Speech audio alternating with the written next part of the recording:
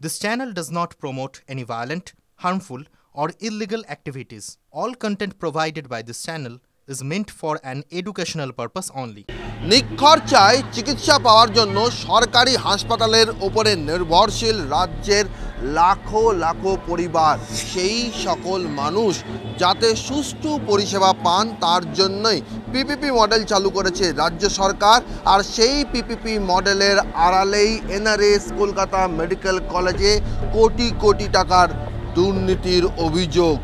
ENT বিভাগে যে সকল রোগী প্রতিদিন আউটডোরে আসেন কানে শোনার সমস্যা চিকিৎসা করার জন্য, সেই কানে শোনার সমস্যা কী ধরনের, সেই সমস্যা কতখানি গভীর, তার জন্য কি চিকিৎসা প্রয়োজন, সেই সব বিষয়ের জন্য নানাবিধ পরীক্ষা করতে হয়।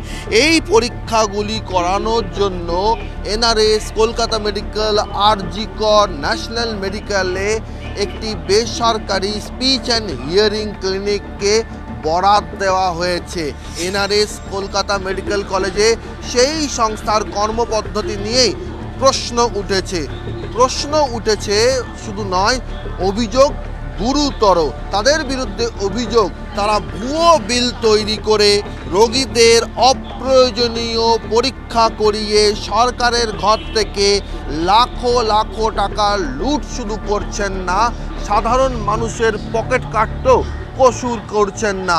সরকারি হাসপাতালের পরিকাঠামো, সেই পরিকাঠামোকে ব্যবহার করে নির্দিষ্ট ব্র্যান্ডের কানে শোনার যন্ত্র বিক্রি করা হচ্ছে। সরকারি যে স্ট্যাম্প, সেই স্ট্যাম্প নকল করে সেই কাজ করা হচ্ছে। এরকম একটা অভিযোগ আমাদের এখানে রেজিস্টার্ড হয়েছে। যাদের বিরুদ্ধে অভিযোগ উঠেছে তারা মূলত আমাদের পিপিপি পার্টনার, তারা সরকারের কেউ না। তারা সরকারের কাছ থেকে দায়িত্ব পেয়ে আমাদের এখানে আছেন। আমরা ইনফ্রাস্ট্রাকচার দিয়েছি, ইলেকট্রিসিটি দিয়েছি, সেখানে বসেন, তারা তাদের মতো করে অডিওমেট্রি করেন। মারাত্মক চক্র এখন আমাদের কাছেও এসছে যে একটা হিয়ারিং এইড মেডিকেল কলেজের ছাপ দিয়ে বিক্রি হচ্ছে, কিন্তু মেডিকেল কলেজ কোনো হিয়ারিং এইড দেয় না। প্রেসক্রিপশন পেয়েছি বা কাগজ পেয়েছি যেখানে স্ট্যাম্প দেওয়া হয়েছে মেডিকেল কলেজের নামে, এমসিকি স্ট্যাম্প। এটা খুব অদ্ভুত। আর স্ট্যাম্পটাও নকল করেছে। পেশেন্ট ভরে, তো যদি কোনো রকম ইনফরমেশন থাকে তুলে নিয়ে এবং সেটা লিপিবদ্ধ করে যাতে আমাদের কাছে আসে। এখন তদন্ত প্রক্রিয়া চলছে। বিভিন্ন যে পরীক্ষাগুলো রয়েছে, দামি দামি পরীক্ষা, সেই সমস্ত পরীক্ষায় যার সেই পরীক্ষা করানোর দরকার নেই তারও সেই পরীক্ষা হচ্ছে। আর এই মুনাফা লুঠের যে অঙ্ক, সেই মুনাফা লুঠের অঙ্কে রেহাই নেই 11 মাসের শিশুরও। চমকে যাওয়ার মতো তথ্য, 11 মাসের শিশুর যে পরীক্ষা চিকিৎসা বিজ্ঞানে কোথাও লেখা নেই, সেই পরীক্ষা, সেই হিয়ারিং ট্রায়াল হচ্ছে 11 মাসের শিশুর। অন্তত রিপোর্ট সে কথা বলছে। এনআরএসে দেখানো হয় এবং সেখান থেকে টেস্টের পর ওরা বলে মেশিন লাগাতে হবে কানে। সেই মেশিনটা ওখান থেকে ওদের বড়নগরের একটা সেন্টার রয়েছে, পিপি ইউনিটে দেখাচ্ছিলাম আমরা, পিপি ইউনিট, সেখান থেকে বড়নগরের একটা সেন্টারে, সেখান থেকে মেশিনটা কিনতে পারবো। সেই মেশিনটার দাম ছিল 48,000 টাকা নিয়েছে সেন্টার থেকে। ওদের কাছে দেওয়ার পরে যখন মোল্ডটা খারাপ হয়ে যায়, পরে আমি জানতে পারি যে মোল্ডের যে 2,000 টাকাটা প্রথমবারে লাগে না, সেটা ওরা নিজের পকেটে ঢুকিয়ে দিচ্ছে। পরের বার যখন মোল্ড নিই তখন আমরা এই ব্যাপারে জানতে পারি, ওগুলো কমপ্লেনও করা হয়।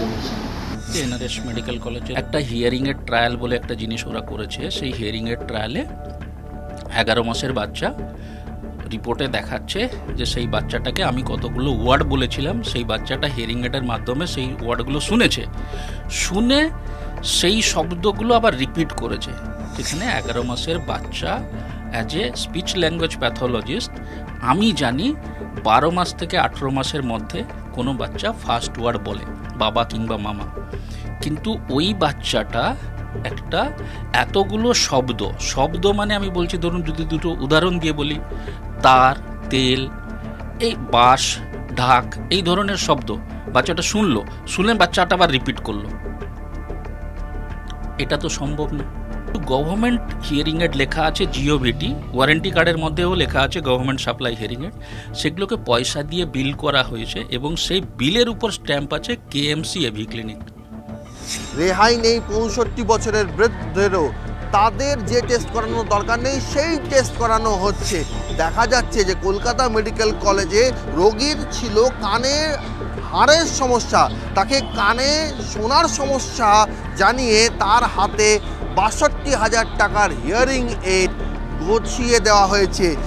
ওই কলকাতা মেডিকেল কলেজে দেখায়, সেখানে দেখিয়ে নার্ভের সমস্যা বলে, স্যাররা ওখান থেকে বলে কি এরকম দেখানোর কয়েকবার পর কি কানের মেশিন লাগবে।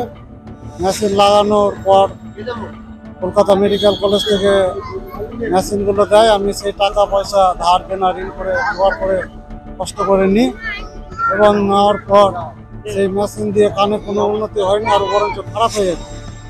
তারপরে আমি ওই এসএসকেএম হসপিটালে আসি, এসে আমি ট্রিটমেন্ট করাই এবং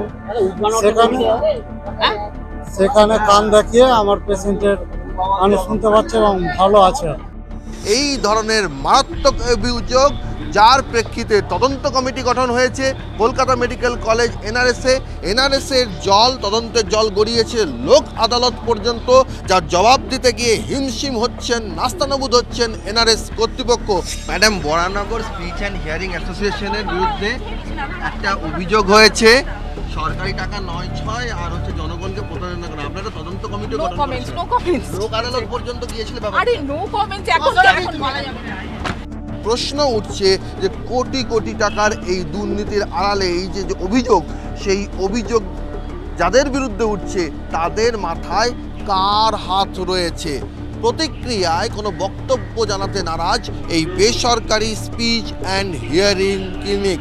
আর সেখানেই অভিযোগকারী স্পিচ অ্যান্ড হিয়ারিং অ্যাসোসিয়েশনের যে সংস্থা রয়েছে তারা বলছেন যে যদি তাদের কিছু লুকোনোর না থাকে তাহলে তারা প্রকাশ্যে আসছেন না কেন?